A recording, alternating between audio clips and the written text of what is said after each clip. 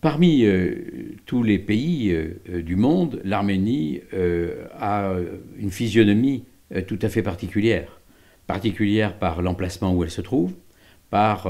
le fait que ses frontières ont toujours beaucoup changé sur la longueur de son histoire, par le fait que dans un océan qui peu à peu va être celui de l'islam, l'Arménie a été le premier État chrétien, mais également a perduré. Et ceci en dépit de toutes les difficultés. Et quand je dis difficultés, je pense évidemment à autre chose qu'une difficulté, puisqu'il s'est agi également du génocide. Et donc il y a une véritable spécificité de l'Arménie et du peuple arménien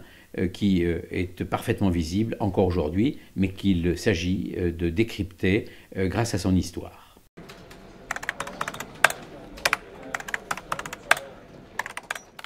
Alors justement, c'est une longue histoire, puisque elle va de la création dans l'Antiquité de l'Arménie, son adhésion à la chrétienté, dont elle a été un des piliers les plus fervents et les plus permanents depuis toujours, et jusqu'à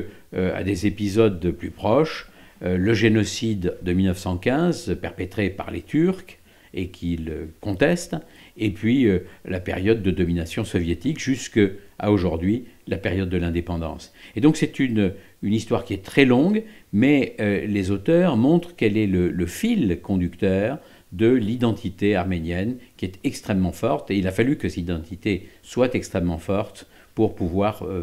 traverser toute cette histoire si longue et si tumultueuse.